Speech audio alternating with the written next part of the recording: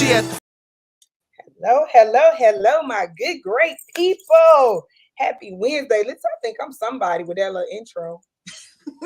Listen, good evening, good evening, good evening to you on tonight. We're going to give you a few minutes to come in the room. Welcome, welcome, welcome to another episode of Winning Women Wednesday. We are in week 2 after the relaunch. And listen, baby, I brought the heavy hitters in first. We had Miss Sierra Young on last week, and this week, we got none other than my good sis, Miss Lyvonne Copeland. Now, I'm going to let her tell you about her, because she can say it the right way. But I'm going to tell you what I know about her. Listen, I came across paths with her about 2 years ago at my Queen's Roundtable event. She finally made it to one of my events and we connected. And since then, she has come through for me for the recharge on last year and blessed the women of God on the recharge. And listen, she is just a powerhouse in her own right. And I love the most about her is she tell it like it is in Jesus' name. So she's a Christian counselor. And the biggest thing that I love, she's the founder of I Am Selfish. So we're going to talk about that tonight, y'all. We're going to be selfish. So Ms. Lyvonne, go ahead. I'm going to let you tell them the real deal. Like, the titles and accolades, I'll let you plug that. Go ahead and tell them who you are on this evening. Hello, guys. As Shadika said, I am Lyvonne Copeland, and I am proud to say that I'm the creator and founder of the I Am Selfish movement, where we wear our S on our chest for self. We're not trying to save anybody until we save ourselves. I am a certified life coach where I help women reclaim the life that includes them. Because that's what selfish come from. It has gotten a bad rap because people want to make you feel as if it's a bad word, but it's self. You think about people, you want to have self-love, you want to do self-care. All of that starts with self, and it's out of you flows everything else. The life, the joy, everything, your gifts that you pour into everyone else.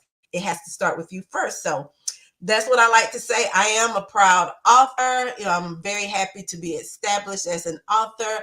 I am a speaker, but more than anything, I am a woman of God that I tell everybody I'm that best friend, that sister girlfriend that you didn't know you need. Mm-hmm.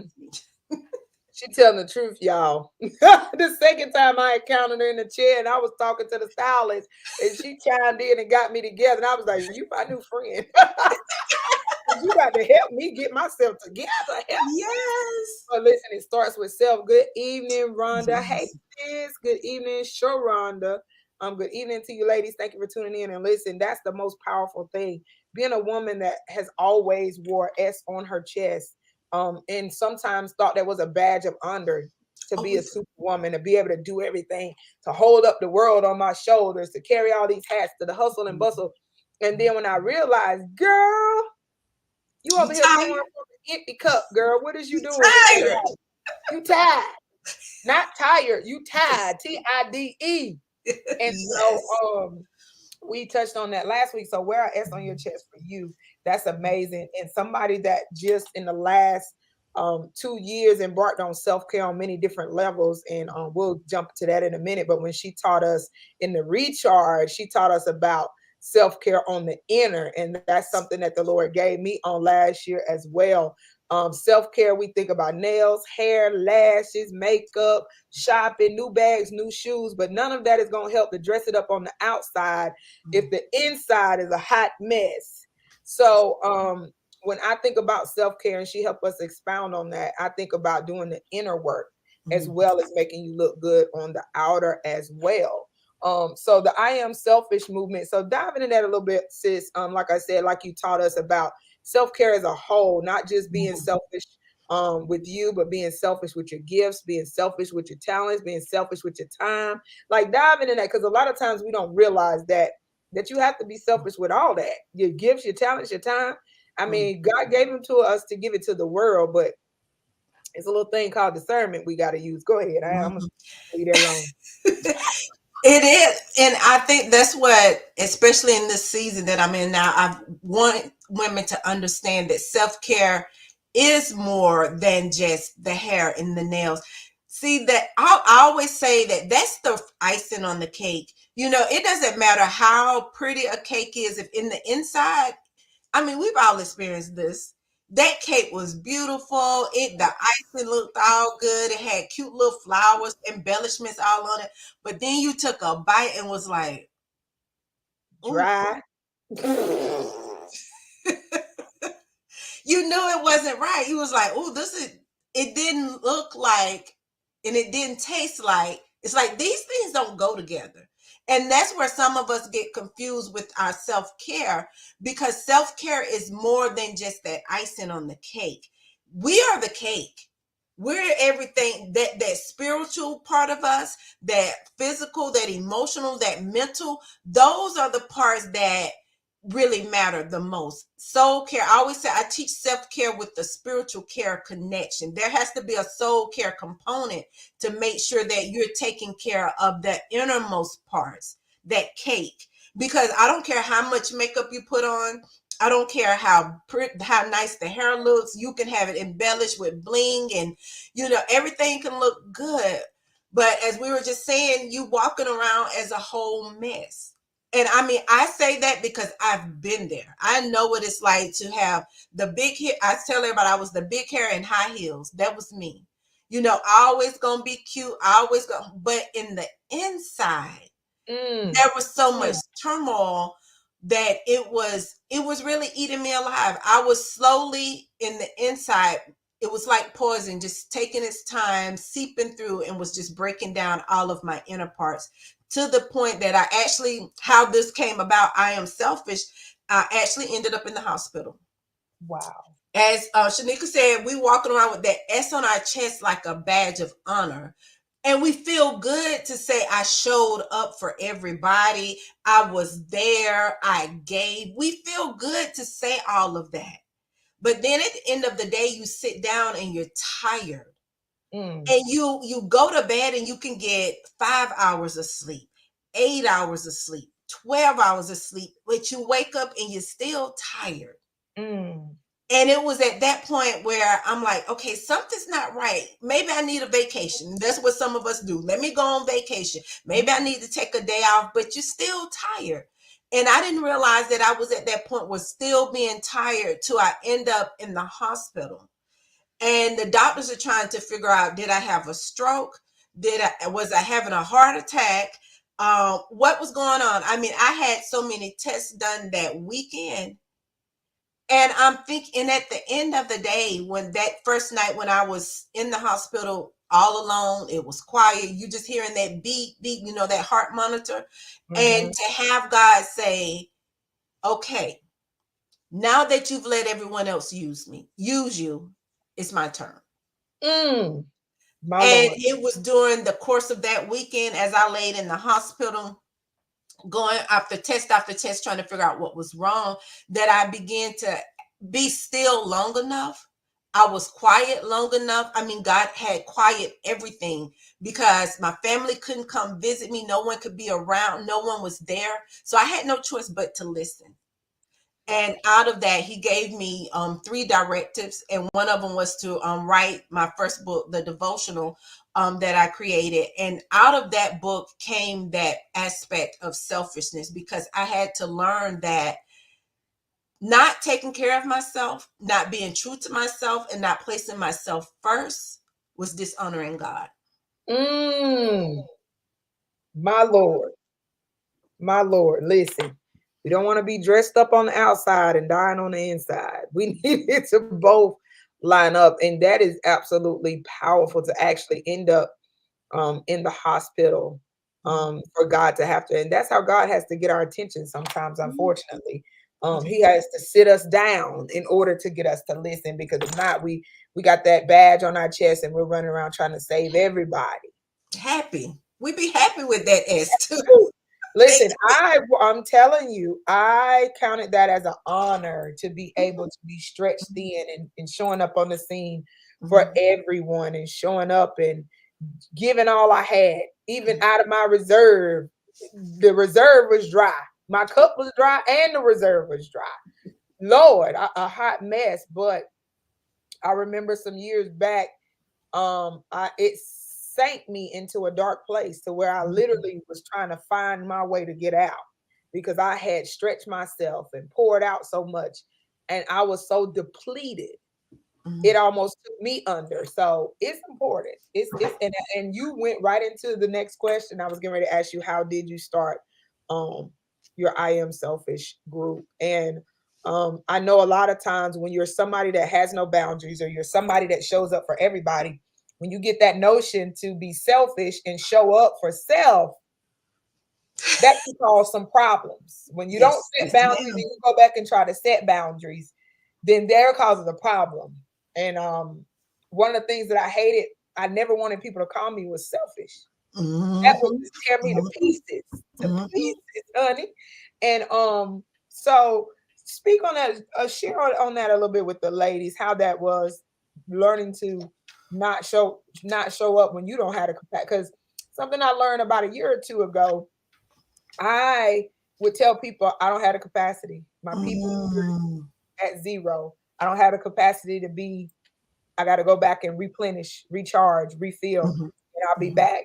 But share with some experiences, if you will, to where, or how did you handle not having boundaries, or not being selfish, being too giving, and then trying to go back and fix that or correct that. Mhm. Hey Jazz, hey girl. Hey Denise. Jessica. That I'm telling that part, that is the part that's not for the faint.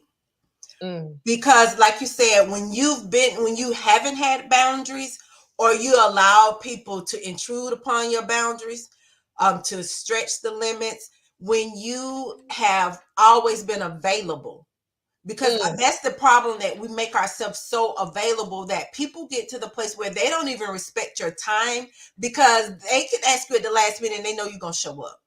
mm. They know you're going to come through. They know they can borrow that money. They know they can give you that call. They know that. And so we have taught people not to respect our boundaries. We've taught people that. And so when you get ready to start implementing, and there is actually a chapter that I talk about this in the devotional called Guiltless Selfishness. Oh, Because, yeah, guiltless I got the selfishness. journal. I got to go back and get the book. That was before I met you. I gotta go get the book now, the devotional. Y'all better go get it too. I have the becoming journal, right? That's Yes. becoming. Okay, Yes. go Yep. ahead. Sorry, that clipped me right there. Hold on. That guilt, because what I found when I came home and begin this process of, I was, listening to God and allowing him to lead me and to create these saying no, because I was that person that I got invited to everything because I showed up. Especially if it was a gift giving, I give good gifts. I'm one of those people. I listen. I put a lot of thought and love, because it come from for me, gift giving is my love language. I like gifts, but it's not so much just about the gift expense. It's about the thought and the time that goes into it.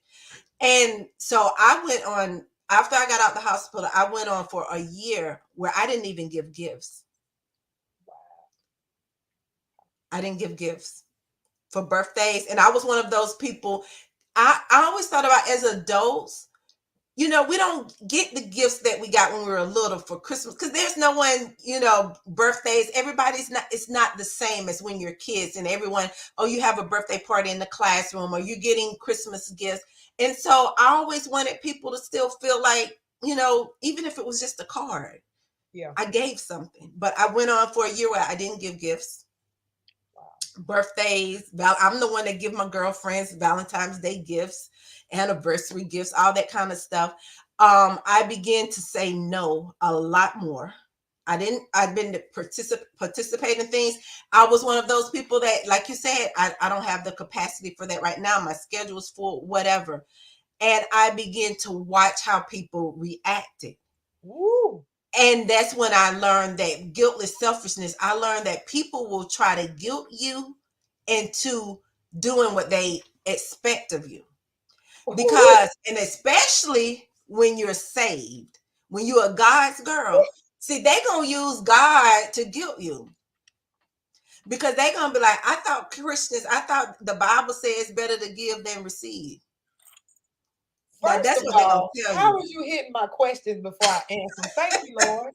They let me know I'm in tune. Go ahead, because I mean but that's what they do. They will say that to you. I thought you're supposed to be a chill forgiver. I thought you're supposed to love your neighbor. But I'm like, you forget the second part of that scripture. It says, love thy neighbor as thyself. So right Ugh, now I'm choosing to love me a little more so that I can love you better. I'm choosing But to love it's me more so I can love you better. Did somebody? Oh, okay, sorry. Go ahead. Now you're blessing me. You're blessing me. Go ahead. I'm sorry. Go ahead. But it's one. So I tell, and I've taught, and this is one of the things that I teach in my trainings is that when you go through that place of setting boundaries and standing on them, and what's the theme? It seems to be the theme for 2024 that people gonna stand on business. If you gonna stand on those boundaries, I'm telling you, you're gonna have to grow some tough skin. You're gonna have to let your yes be yes and your no be no. And excuse anybody that may get offended, but like I've been teaching, sometimes your no may have to have a hell in front of it because there's some people that's just gonna push the limit.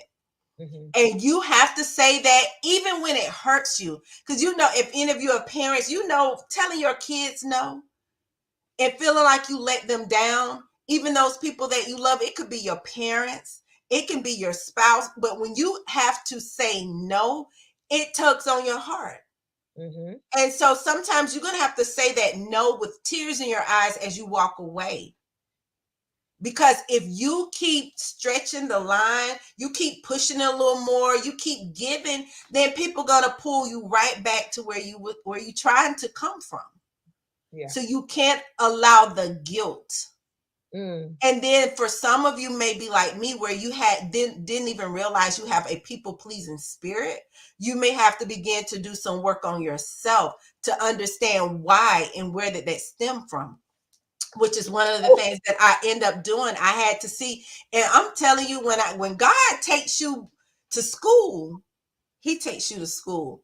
I mean, real. He took me all the way back to figure out where that point of me came from, and it was like the third grade, something that happened in Mm. the third grade that made me feel like I had to do things, please people to get their acknowledgement, to get their love, to get their Okay. compassion, and didn't realize how over the years that it just built once, just continued to stack on top of one thing on top of another. So you may have to do the work for yourself in yourself as you implement those boundaries. Baby, you helping somebody. You helping a lot of people. You helping me. Right, King? You're standing on boundaries all 2024. And Yes. talking, listen, y'all. I can't even get my words out because my mind is blown.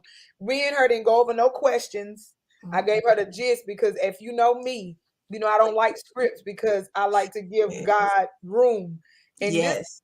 she just hopping on into everything I have to say. So I thank God for his confirmation in the room. But speaking to somebody that I'll say is, because that's something I'm still working through and working through. But I um felt like when I went back to the root, mine came from rejection, Mm-hmm. from being rejected. Mm-hmm. Um, as y'all know, I'm peculiar. If you ain't seen by now, be around me a little longer. But I always stuck out. I always looked different. I mean, I'm an African American girl with red hair and freckles. And when I was little, it was carrot top orange. So, baby, Oh, wow. it was different, so coming from somebody that never felt like they fit in all the way through high school, rejection was something that had me upside down and I didn't realize what was spawning from it. And so pleasing people for validation, for approval, for assurance, all of Mhm. those different things, it made me push boundaries. And as she said, if you give an inch, they'll take a mile. And She did. I had a season where I implemented boundaries, standing on business. And baby, they got to pushing and leaning. And Mhm. guess what I did? All of those boundaries collapsed. And I was right back in that same place and had to start over with doing the work. Um, and I'm gonna go a little bit expound on that. That was something I was getting ready to go to with you, with being a believer, a woman of God, a minister, somebody that is called to serve, to lead the kingdom. It's been many times I myself has experienced that people will guilt you into saying, oh, you're supposed to be readily accessible, you're supposed to be here to pray for me, to do this and to do that. And I had to learn to set boundaries because I can't help you if you don't want to help yourself. Yeah. So you got to learn that got to be between you and God. You Mhm. can call me as you will. And that was one of my biggest fears of saying no or not being Mhm. accessible and being deemed as I'm not a believer. You ain't a real Christian. I had people tell me that too. Wow. Set boundaries because I did not, give out services for free. Yeah, I've had people guilt trip me Wow. like y'all would not believe. Um, and so my people pleasing part would always try to figure out ways to, show up and, oh, well, maybe I am Mhm. being too harsh, because a lot of times people will try to stem that into bitterness and resentment. Mhm. They'll try to say you're bitter. Oh, you're bitter because you've been betrayed. You're resentful because you. No, I'm just aware. I told somebody that last week. I'm not bitter. I'm just aware. I'm Yeah, well aware that you are pushing boundaries and love to push boundaries. I'm well aware that you don't have my well-being at stake. So I got to have my well-being at stake exactly. for you, Exactly. because I'm responsible for me. And then what she just say, y'all, I got to learn how to love me before I can love you as my neighbor. So what would you say to the people pleasing people? Sharonda says she's a people pleaser. What would you say to us people pleasers? Help! No, I'm just Well, it begins with one. With anything, you have to recognize that that is you, that you have a people pleasing spirit, and then actually do that work to figure out where it stems from. Because like you said, yours stem from rejection, mine stem from hearing this teachers say something about me, and so now I'm trying to do things to win back the teacher's mm, pet. So I'm trying to do those things. So we have to know where it stems from in order to really begin to work on how to even know how to work on it. Because reject depending on if it's coming from rejection, if it's if it's coming from a hurt place, if it's coming from some type of trauma, you have to identify that, because different traumas require different responses. And mm. so depending on where it comes from, that lets you know. Because so if we'll take you for example with rejection, if you know rejection is the area where you're going to have that struggle for people pleasing, then when you say no and that person rejects you, like by not calling you or not speaking to you, that giving you that form of rejection, that makes you easy to come back and say, okay, well, I tried to work it out, or I changed my schedule. See, you have to know what that trigger is. Oh my Lord. My Lord. Because if you don't, then you will continue to do that. Every time they reject you, then you're going to go back and try to please again while you thought you had a boundary. So it's going to be hard to stand on that boundary if you don't know what the trigger is. So then the next time when they pull away, or they come with that, I'm not going to text you, I'm not going to call me, or say, well, just don't call me, or pull away their love or their affection, however they may display that to you, you can then set in place where I know they're reacting out of this boundary, and I can't go away from this, because if I do, it's going to suck me back into people pleasing. Or you can have that conversation and say, you know what, if that's the way you're going to act, then maybe we need to change the dynamics of this relationship, because now your affection is being manipulative. You're Oh, going to pull away because you didn't like my no. So you're telling me I don't have a right to say no. This relationship isn't reciprocal. mm. If I don't show up, you can't love.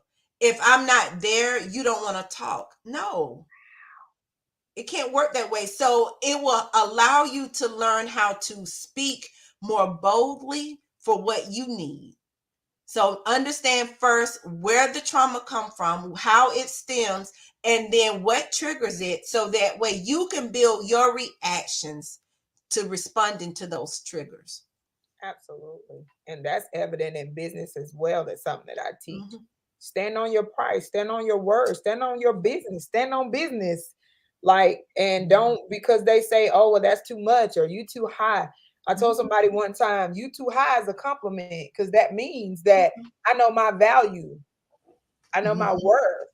And if I'm too high, I Mhm. would rather you say I'm too high than to say I'm too low, because that means I don't know my value, Yeah. And so in the beginning that was triggering for me, because that's Mhm. rejection.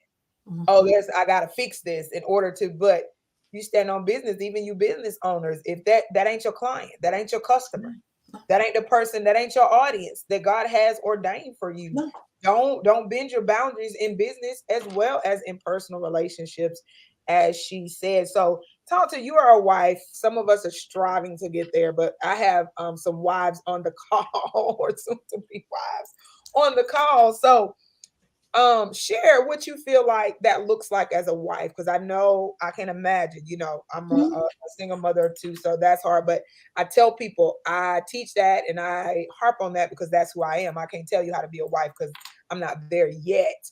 And I'm not saying that wives have it any easier, but so speak to that as a wife, learning how to be selfish and create a space for you when you have a spouse.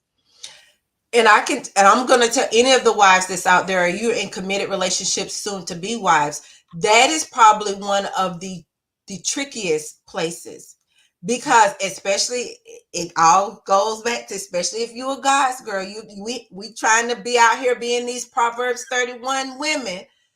Let me tell you. Somebody sent me a song. A guy sent me a song and said, "You a P31," and the guy rapping in the song said P31, Proverbs 31. So I'm a P31, y'all. He said I'm a P31.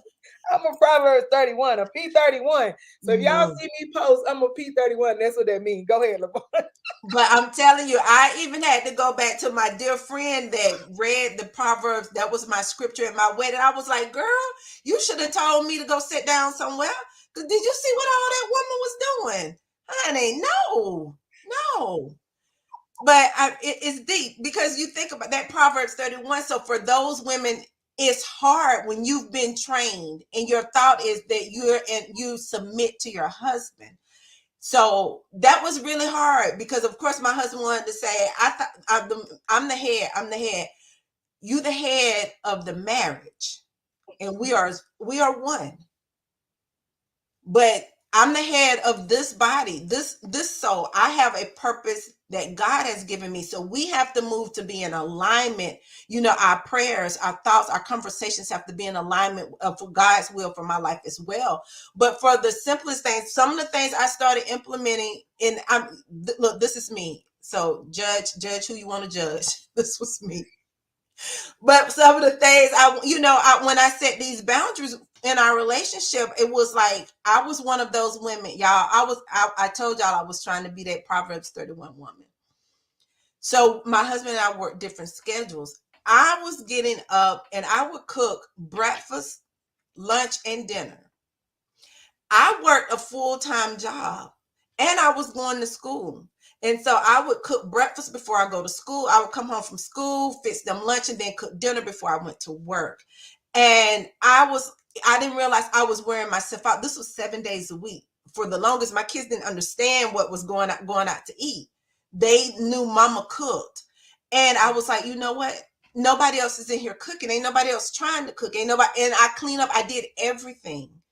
And I was like, you know what? I have to have some rules and some boundaries. One of the things I was like, I don't cook on weekends. So I told them I'm not going to cook on Saturday and Sundays. Unless it's a special occasion, I might do a Sunday dinner. Now, my husband is one of me. He loves his food. He loves to eat, and he loves home cooked food. So he had a hard time dealing with, thinking about this. But even with one of the things I did on Fridays, I was like, on Fridays when I come home from work, that's my decompress time. Really, I don't even want y'all talking to me, but that was my rule. Yes. And it took a long time for them to get that, but I had to, when they come in, I'm sorry. And this one of the things I teach parents, especially if you have little kids, when you're trying to set boundaries, you can do something as simple. I don't even have a blanket around me, but have a blanket, and you start teaching your kids, when mommy has this blanket, this is her timeout. This is her quiet time. I started teaching my kids. Now my kids, they self-care better than I do. I can ask them to do something, they'll be like, no, they don't have a problem with setting boundaries, because I exemplified that to them, but it took me time. I had to keep reinforcing, keep telling them. So even in marriage, you can do that. I'm telling you, you will not have boundaries that's going to take you outside of your marriage. Yes. But my husband, especially after being in the hospital, he understood that, okay, there has to be some room. There has to be some give. You know, they have to help around the house more. There were things that had to start happening. You have to make sure, you know, the kids, they can clean up their own rooms now. They're teenagers. So there were things that start putting in place, and you have to have that conversation. It's not like you just come in the door one day and say, I forget all of y'all. I'm get the kids, the husband, everybody. I'm not doing anything. We had conversations, especially coming out the hospital. I told them the things that God told me. Yes. And so we had that conversation. And then when you have to keep reinforcing the boundaries, because you're going to give the first time, you're going to break, you're going to say no, you're going to people please, but you keep reminding. And then you ask your spouse to help hold you accountable. Oh, wow. Especially when you're saying no to other people, and you get him to be like, you know what, you know, you're doing too much. Because mine would tell me now, you know, you're doing too much. You know, that's going to cause a flare up in your body. Because of some of the damage that I've done. He was like, you know, you're doing too much. You're going to get stressed out. You're going to be in pain. So now he'll tell me, he reminds me, you need to take a day off before. If I'm getting ready to do a lot that weekend, I know I need to rest. Wow. He may say, I'm going to cook dinner. But I promise you, once you start instilling those boundaries and you stand on them, you will be amazed, especially for your spouse and your kids. They will begin to support you in those things. And those true friends, true friends, they will too. I have friends now who will be like, no, y'all know she can't do that. Fridays is Lyvonne's decompress day. No. Listen. Like they will say that they know that. If I say, no, I'm going to come there, it's like, you sure? Because I know Friday's your day. Wow. And that's the great thing. If you can continue to stand on it, you will actually gain support with it. People will support you because it's helping them to see themselves. Wow. And they started to say, maybe I need to set some boundaries. Exactly. And something you said was powerful in reading one of the comments from Sharonda. She said, I moved away. My mother moves with my father. It's difficult to shape what you grew up seeing. And that's true. And something powerful you just said is you teach your kids how to be selfish. And as a mother, that's something with 2 daughters that are going to be wives. I tell them, I try to instill in them everything that I may have not gotten when I was younger. I had an amazing mother, you know, but some things you can't teach what you don't know. I'll just say that. I had an amazing mother. I wish she was here today. But I try to make sure I'm very cognitive and conscious of and present with my daughters to look, to observe and to see and try to teach them things. And sometimes they're like, Mom, what did you tell? And I'll be like, no, I'm just addressing what I see. So it does not create a problem. I'm making sure there's no trauma. I'm making sure, you know, I'm constantly keeping a line of communication for them. You know, when it comes to relationships with young men, I got a 17-year-old and a 21-year-old. So you already know those are 2 adults. You know, when it comes to dating, the boundaries that they are to set, you know, when it comes to dating and different stuff. And so it's important to instill that, and even instilling how to have boundaries, because as a people pleaser, I was so afraid of raising people pleasers. So now I've continued the cycle. You Not purposely, because that's all I know. And so anytime I see any of those things manifested, I'll be like, oh, wait a minute. Like, let me explain this. Let's make sure. And they be like, oh, Lord, Mama, is this therapy? Yeah. For you and me. You and me. For you and me. Yes. But that's powerful. And as she said, sometimes it's hard because you think people are going to walk away. Only people that don't respect you or don't love you for real are going to walk away. And as she said, y'all know my days are Mondays and Fridays. And I just told somebody this earlier. My people, I'm talking about my people that I say, oh, no, you're fine. You can shoot me. They be like, not on Mondays and Fridays. Respect. No, I'll wait till Tuesday. I'll wait till Tuesday. I'll do it on before Thursday. They respect that. And I even felt bad, you know, because sometimes they needed me or needed something, but they would not disturb me on a Monday or Friday because I made it known that this is what I need. Mondays, I got to reset because in ministry, I'd have probably been going all weekend. If I have speaking engagements, I have to decompress on Monday. And then on Friday, I have to do the same thing after coming through a whole week and starting that weekend again. Yeah. So listen, that's powerful. The people that love you will stand behind you. And like you said, you're creating a pattern and you're teaching other people. Because I remember seeing people say no and be okay with it. And I'd be like, are we able to do that? Like,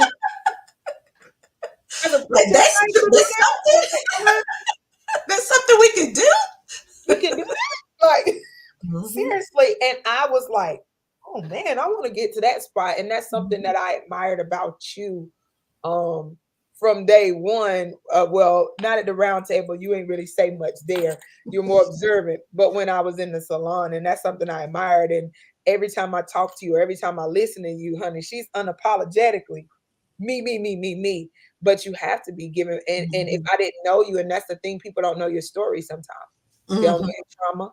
They don't know what you've been through. And so they take it as you're being rude or bitter, or when in actuality, all of your yeses almost took you out. Yeah. So no is what is keeping you safe and keeping you here. So listen, that is amazing. Listen, y'all got any questions? I know we've been going, but oh my goodness, you have blessed us, honey. I should have got my pen out every time I talk with you, and that's I'll be But over I here. have to say something, because something you said, it just hit me when you said it. Before we start the last conversation, that even in business, people need to be able to stand on business, have those boundaries and everything, and understand their worth. One of the great things about owning who you are, owning your selfishness, being true to yourself and taking yourself of great value, that will trickle over into your business. Because the more you begin to value you, then you don't worry when somebody tell you that your price is too high, because you understand you just not who it's intended for. That's fine. Because to lower your price is then sometimes it make people feel like, well, they ain't hardly pay for that. They don't have the same respect in a $5 course that they're going to have in a $500 course. Because now they looking at you like you ain't got no more. That's all you got for $500, or you late. I paid $500 for this class. But when they pay $5 for a class, they don't care if they show up or not. Well, it wasn't number $5. So no, if you do the work to take care of you and make yourself the priority, like I said, put that S on your chest for yourself, make you the priority, then everything connected to you is going to overflow. It will overflow and spill over. And what I've told people, I even say, I don't even want to overflow to the point where I have to tip over. I want to make sure that it's bubbling over freely. I'm not having to lean or to tip to give any of it away. It's just bubbling like a spring, just overflowing into all areas, whether it's your business, your relationships, everything will be impacted by making yourself the priority. Running over, my Lord. And that's something I teach with my clients. I want you to be wealthy and whole. There's too many broken, wealthy people, and that's why they are strung out. That's why they are trying to find comfort in substance abuse, in people, and being promiscuous. So I tell them, I want you to be healthy and whole, because who you are as a person is going to spill over into your business. If you lack confidence as a person, as you just said, you're gonna have lack confidence in your business. You're gonna be scared to launch, scared to post, scared to market. If you deal with rejection and don't get delivered from that, then anytime nobody signs up for the course or nobody gets on the live, then now you're spiraling because of that trauma and those triggers. So whatever you deal with in private, it's gonna show up publicly. And as the word say, out of the abundance of the heart, the mouth speaketh. And I tell people, I'm quiet. I'm more quiet than people realize. If I don't know you, I'm not gonna say much or nothing. I'm gonna walk in the room. If you don't know me, I'm not gonna say nothing. I'm gonna listen, because when you listen, you can hear what's in the heart of people. And so listen, honey, when I tell you, it spills over into your business. And I've seen people, and I always go back to root. And I'll say, why is it that you're not consistent marketing yourself? Why is it that and 9 times out of 10, because they feel like nobody's going to support. They feel like nobody's going to buy it. They feel like they're not worthy enough. But if it's one thing you learn in 2024, learn your worth. And I had something that Apostle Jesse Canty told me. Not told me, but he did one summit one time. And he said, I'd rather have my chair empty than to have somebody in it and pay less than what I'm worth. And so when I was doing hair, I was like, God, okay, I'm not gonna give out discounts and all of these different things. And my chair was empty, baby. But guess what? When he brought the right people in, I didn't have to say nothing. I didn't have to say nothing about no tips, Nothing, because of when you clear out what's not meant for you, what Mm. belongs to you can get in place. Now Okay, that's so good. That's good. That's listen, good. and I learned the hard way. So when you get rid of not what's not meant for you, you make room for what belongs to you. It already Yeah. belongs to you, but it has no room in your life. So therefore, it's got to sit out here in queue and waiting until you make room for it. And then as you make room for it, it can come in. So a lot of times we say, God, I'm waiting on the overflow. And he's like, you're at capacity because you're taking on everybody else's stuff. So I'm going Mm. to bless you with your abundance, and you got everybody else's mess on your chest. When you release that, I'll give you what belongs to you. And Wow. then you can bless them from your overflow. Mm. Woo! That's a word. Girl, That's a word. I'm telling y'all, better catch that. That's for everything. Because you think, even in our lives, we do that. We have so many people that are attached to us. And I think I maybe said this on somewhere earlier this week, about the weight. We're carrying the weight of so many other things that we were never intended to carry. And God is trying to send you something else. He's trying to send you the more. He's trying to send you the overflow, the abundance. But you got a bunch of crumb snatchers sitting at the table when God was like, if you just move them away, I can present a whole feast. But we do. We have all these people that ain't bringing nothing. And I know we were all saying have a seat at the table, but I'd like to remind people, we're not trying to have a seat at the table when you are the table. You don't need a seat. You are the table. So stop waiting for someone to make a seat for you when you're not meant to eat from everybody's table. You have to know what your worth and what your value is. What am I bringing? Well, I brought the table. Hello. That's it. Hello. I brought the table. My So Lord. stop. But we trying to hold a seat for our friend. But you know what? Your friend might can't go with you in the season because they don't get the vision. They don't get the weight of that anointing that you're carrying. So you trying to hold the seat. Y'all know how we do. We don't put our purse over here in the seat. We don't put our phone so that they could come and sit beside us. But what if you didn't put that purse and hold that seat? And what God was trying to send you came and sat next to you. Oh, I don't know who this is for. Jesus, I just felt this. Lord, I don't know who this is for. God, I ain't never. Oh, God, I'm almost scared to say it. Jesus. Let's release that baby. The Lord has showed up in the room. Jesus. I don't even know. Oh, Jesus. Some of us are sitting over here holding a seat for a man. And you wonder why you can't get why I'm not married yet, why I can't get with the relationship that I want. Because you holding a seat for that ex, for that baby daddy, for whoever. You know how many of us do that? We do it in relationships. What if you was like, God had $1 million idea. God keeps showing you the vision for this idea. But you keep on putting your purse in this chair for your best friend. And that millionaire that walked in looking for a seat, now he done looked over you because he's seen that person. He got to go sit somewhere else. Some of us are missing our blessings. I don't care if it's in a relationship.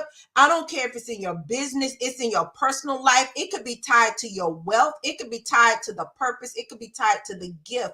But some of us are missing it because we are holding seats. You know what? Sometimes you got to tell that person that's always late, you holding a seat for them because you know they're gonna be late. Because what if the man God trying to send you is gonna come and sit in that seat beside you, but now you trying to wait for your girlfriend who ain't got no man either because she late. I almost fell out this chair. Yeah, My Lord. Take it how you want to take it, but stop holding the seat for the wrong people. People that ain't trying to go nowhere, people that don't have no vision. Or sometimes what we don't realize, those people, we need to let them not have a seat because they need to know what it's like for you not to always be available so that you can get to the next, because sometimes they need to see you win so that they can know that winning is possible. That is possible. But if they just stay, you and them, or keep riding right here together, rocking it out together, saving six, ain't nobody winning. Nobody. Listen, honey, you talking good in here. And something that the Lord revealed to me about a year or so ago. Some people don't have the capacity to go where you're going. They don't have the capacity to hold what you're carrying. They don't have the capacity to undergird the anointing that you carry because they're not there yet. And that's okay. That don't mean I'm going to talk down on you. That don't mean I'm gonna act different towards you. That just means I got to go up so I can bring you up. Or you got to work on yourself and I won't even have to bring you up. But until you get it, or until you have the capacity to hold what I have to go with me, then I have to keep going because I have to obey. Yes, yes. And if you have to get left behind, I love you. But when you get it, you'll get it. Stop You holding do. seats. Stop holding seats, y'all. Stop Stop holding holding seats for the seats. wrong people. Stop holding seats. Everybody cannot go. Everybody is not equipped. And I tell people all the time when it comes to me, be careful if you want to get close to me because the warfare that comes with me is a little bit different. So be careful. You might can take the darts that might shoot past me if you're walking with me, that might shoot past over my head if you're coming up behind me or near me. This is not a cakewalk. This is not a gravy train. Just be sure that you are equipped in the spirit and in the natural to walk with me. And I tell them that I say that humbly. But what I deal with may crush you. Yes. So people don't understand. Don't envy it. All the time, you have no idea what people go through in private for God to for them to show up in the way that they do in public. Yeah. And I also tell people don't be a public success and a private failure. And a lot of times when you're not working on you That's what and happens. you're trying to show up, eventually there's going to come a fall. And And the mask is going to have to come off. So be selfish enough to do the work. We was talking about that before we even do the work. yeah, do the work. It ain't always everybody else. Sometimes it's you. Yes, I'm telling you, I spent 2023. I told you I had all these glorious plans for 50 and I'm going to do all this. And God had me take a seat. And after my birthday, I mean, I had trips planned to go be in a different state every month that was going to be my 50th treat to myself. But God was like, no. And in May, I enrolled into a personal development class that lasted all the way to January. Wow. He had me work on me. And I mean, the guidelines for this class, you couldn't miss a class. We met twice a week. I mean, I had to be disciplined. But it taught me so much for this next season because, like you said, everybody ain't meant to go with us. Some people need to see it's possible. Because you think, and I think about, especially like our town, we stay in a small town, and it wasn't until I had the opportunity to go to New York, and I actually took my niece and my daughter with me, and we actually sat with the person that, has a multi-million-dollar business. She just talking to us like everyday people. But until I had a conversation with her to even know that some of the things that I was thinking, I wasn't even thinking big enough because I was thinking Spartanburg small. I'm just going to have a little conference here. I wasn't thinking about having a conference in another state. I didn't even think that was something we did. Even with money, some of the things, like you said, even with pricing our services, I'm trying to keep my prices nice so everybody can come. No, everybody ain't meant to come. Everybody ain't meant to come. So we have to work on self first. Work on us. Be good to you so you can be better for you. Be good to you so you can be better for you. And I know our time is wrapping up, but Lord, this is so good, honey. I don't want to, and I know it would be. I don't. But listen, I was talking to somebody earlier, and I told them that's the importance of kingdom connections or having the right connections. And speaking to what you just said, I was telling someone my coaches that I had were not from here. They were two women, multimillionaires, upstate, upper country. Sorry, but they could not rationalize my thought process when I first started the program. When I would be fumbling over pricing, when I would be panicking over, and they would just be just like stumped, just like, we don't get what your angle. And I was like, you would have to know where I come from to understand. Yeah. But to talk, be in conversations with millionaires, to be in rooms with millionaires, the conversation is different. It's different. And we also have to know that being selfish is going into places or meeting people or getting out to network with not the normal people. That's a part of building self and being selfish, saying, I'm not saying I'm better than you all, but I can't be the smartest one in the group. I can't be the most successful one in the group. I told somebody that I don't want to be the most successful. I need somebody that's going to keep me climbing. That's going to keep me saying, I got to get there. That's goals right there. And so, like you said, those kind of people will also keep you accountable. For you, accountable, discipline, all that stuff. And discipline comes into play with self-care and being selfish. Because you got to keep those boundaries. So before we get ready to wrap up, what would you say to the woman on this live or that may watch this replay that has tried to do self-care, that's tried to be selfish, and she just can't figure it out, or has realized that she's overwhelmed, that she just can't see the light of day, that doesn't feel herself, almost just like she's lost herself? What advice would you give to her? Because so many women, and I feel like whether they're on here now or the replay, so many women have lost their self secretly, and they're searching for self secretly. A, because they're embarrassed. A, because they don't want anybody to know. I've lost me. I don't even know who I am anymore. Some of them can't even look in the mirror because they don't recognize the woman that they're looking at or that's looking back at them. So what would you say to that woman that may be trying to find herself secretly, that is struggling with putting her first, who is in a situation that may even feel like she can't put herself first? What would be the advice you give her before we get ready to wrap this up? Well, first, if I meet question, look, but yes, because I usually when it's a person like that, I'm like, look, honey, let me give you this book right here. Let me give you my devotion, because that it's entitled actually the reminder, reconnecting with the forgotten you. But for those women, because a lot of times we don't know where to start, and we try to start big, and it doesn't look right. Start small, bite-sized pieces. Bite-sized pieces. It may start with just one, creating affirmations for yourself. Because you when you have to realize, whatever your age, 20, 30, 40, 50, 60 and beyond, that's how much time you spent living in that life, in that space that you're currently in.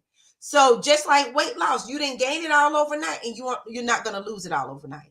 I mean, that's point blank, period. That it won't work that way. So you're going to have to start with bite-sized pieces. One, understand what your triggers are. What areas of your life you've gotten so used to having a title being a defining moment for you. Look at what do you look like? Who is Lyvonne? Who is Shanika? Who is Rhonda? Who is Sharon? Who is that person?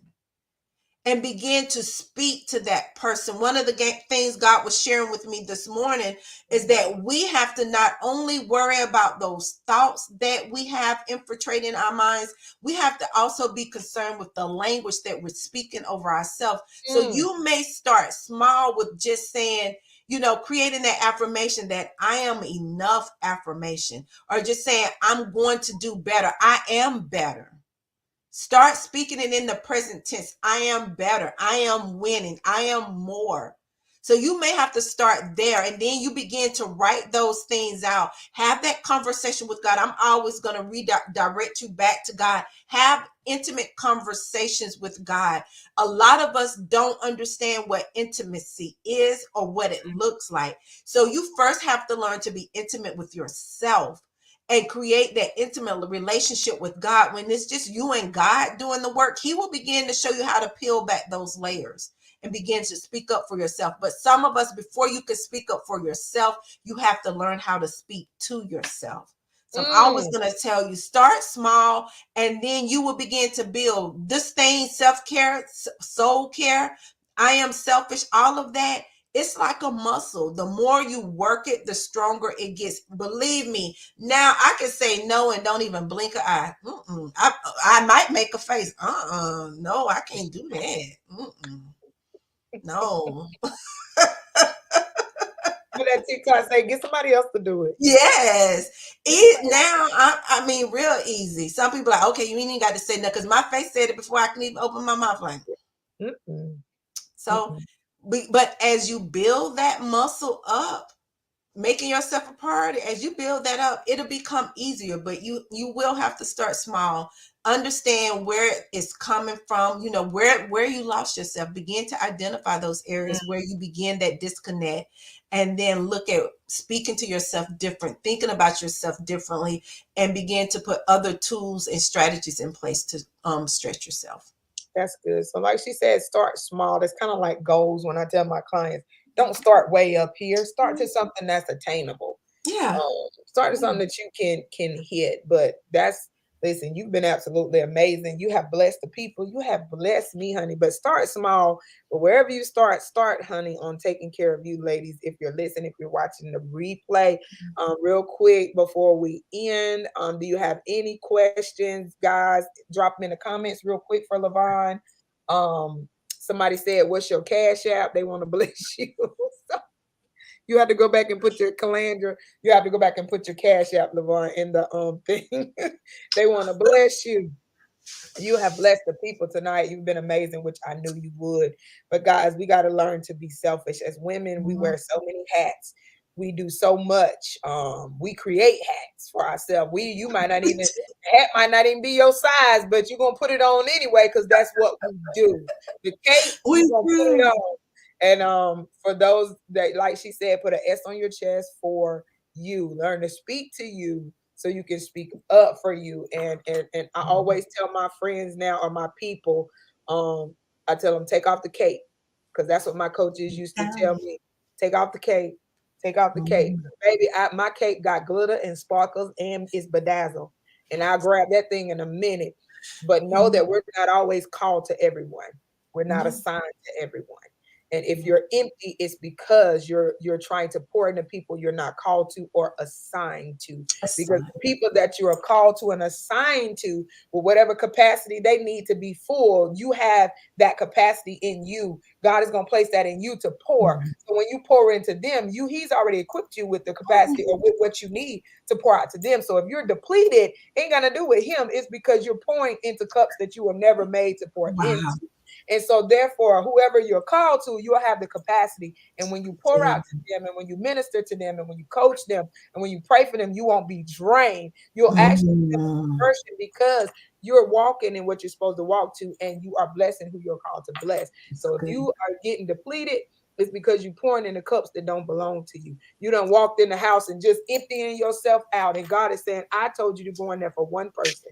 And if you would have poured for that one person and came back out, when you got to the house, you would have had what you needed.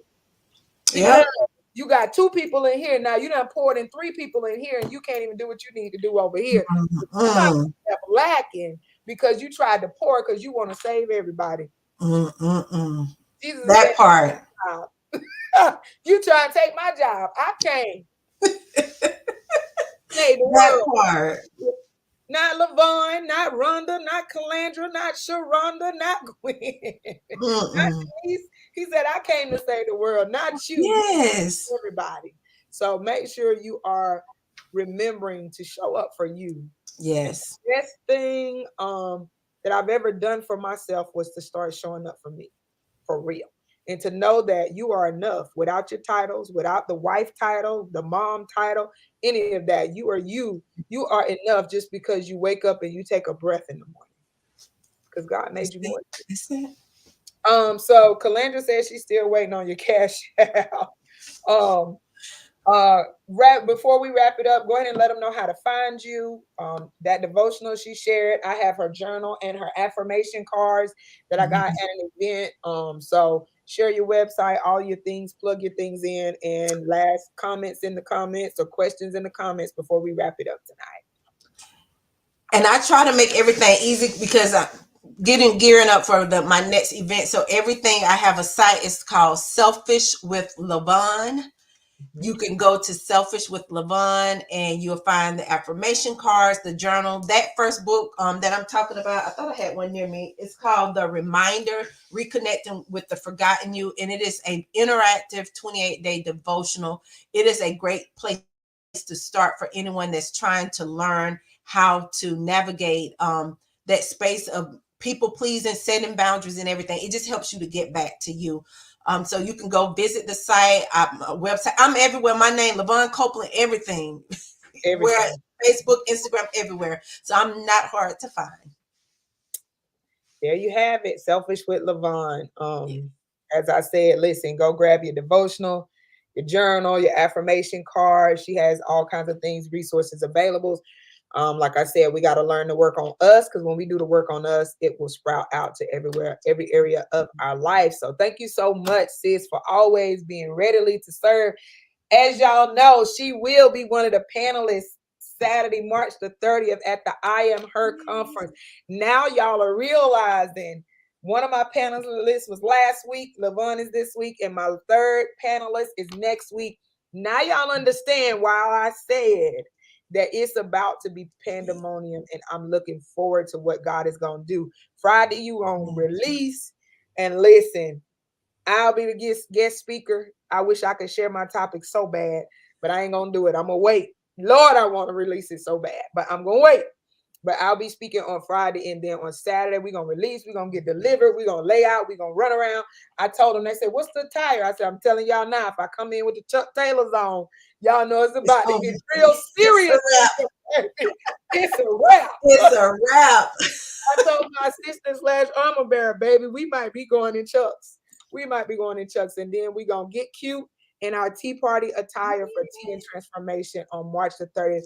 So we're going to get cute, and we're going to learn more. As I said, in anything that I do, I always incorporate self-care. I always incorporate self-development, because as someone that was a hot mess, and God is still working on me, I understand the importance of doing the work in me.